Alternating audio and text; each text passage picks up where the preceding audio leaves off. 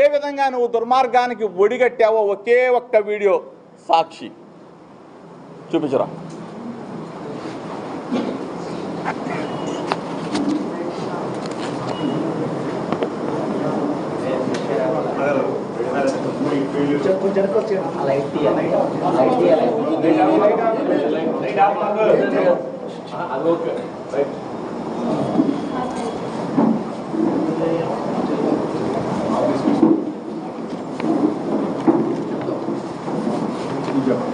Krishnaprasad office, Krishnaprasad car,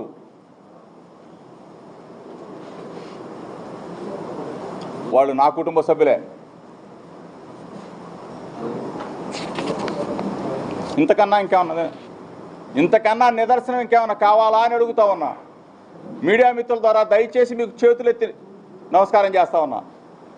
ఈ కుట్ర కోణాన్ని ఇక్కడి నుంచి డైరెక్ట్గా వెళ్ళి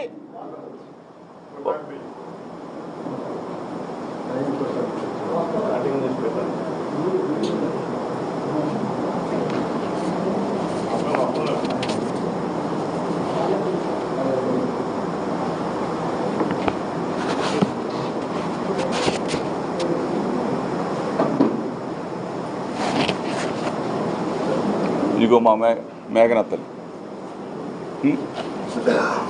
ఇటువంటి పరిస్థితుల్లో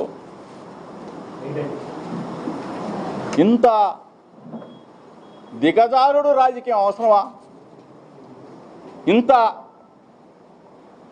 కుటుంబాల్లో కలహాలు పెట్టి, చిచ్చులు పెట్టి, ఫేక్ వీడియోలు, ఫేక్ ఆడియోలు, ఏ డ్రామాలు అవసరమా అని చెప్పి అడుగుతా ఉన్నా. దయచేసి చంద్రబాబు నాయుడు గారు, దయచేసి లోకేష్ గారు, మీ వ్యక్తిగత జీవితాల్లోకి ఎప్పుడు మేము రాలేదు, రాము. ఏంటంటే వసంత కృష్ణ ప్రసాద్ గారింటికి వాళ్ళు వెళ్ళారని చెప్పి అది దొంగచాటుగా వీడియోలు తీసుకొని దాన్ని ప్లే చేయాల్సిన అవసరం లేదు. ఎందుకంటే నన్ను అడిగితే నేనే చెప్పేదాన్ని, నువ్వు వెళ్ళావా అమ్మా అని. అంటే అవును వెళ్ళాననే చెప్తాను. న్యాయం కోసం వెళ్ళాను. ఆయనే న్యాయం చేసి ఉంటే, ఆయనే సెట్ చేసి ఉంటే కరెక్ట్గా, అన్యాయం చేయకుండా నాకు, నేను ఎందుకు వెళ్తాను? వసంత కృష్ణ ప్రసాద్ గారి దగ్గరికి వెళ్ళాను. దానికి ముందు కూడా ఇంకొకసారి వెళ్ళాను. ఎందుకంటే నాకు న్యాయం చేయాలి, నాకు న్యాయం కావాలి, నాకు అన్యాయం జరిగింది అని చెప్పి ఆ ప్లేస్లో వసంత కృష్ణ ప్రసాద్ కాకపోతే లోకల్గా ఆ ప్లేస్లో ఎవరు ఉంటారో వాళ్ళ దగ్గరికి వెళ్తాను. వాళ్ళ తమ్ముడు ఉన్నా వెళ్తాను, వాళ్ళ అన్నయ్య ఉన్నా వెళ్తాను, ఎవరున్నా వెళ్తాను. అదే విధంగా ఆయన ఇంకా నాకు ఎంతో రెస్పెక్ట్ ఇచ్చి, అమ్మ ఇక్కడ ఆడపిల్లవి కాబట్టి నువ్వు ఇక్కడ ఎంతో మంది ఉంటారు, మనం ఇంటి దగ్గర కూర్చొని మనం మాట్లాడుకుందాము, దీన్ని నువ్వు వీలైనంత తొందరలో బయటపడాలమ్మా, నీకు నువ్వు ఇంకా ఈ కోర్టులో కేసులు అనుకుంటూ నీకు న్యాయం కావాలి అని చెప్పి ఇట్లా నువ్వు ఫైట్ చేయాలి అనుకుంటే ఖచ్చితంగా ఇది చాలా టైం టేకింగ్ ప్రాసెస్. నువ్వు తొందరగా సెట్ చేసుకొని నువ్వు ఇంకొక లైఫ్ని స్టార్ట్ చేసుకోవాలి అని చెప్పి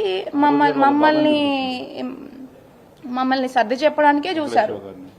and at the same time అతని సొంత బాబాయ్ అయిన జోగి రమేష్ గారి సొంత బాబాయ్ అయిన వెంకటేశ్వర్లు గారిని కూడా ఆ రోజు మమ్మల్ని ఇంటికి రమ్మని చెప్పిన రోజు ఆయనను కూడా పిలిపించారు, మాట్లాడారు.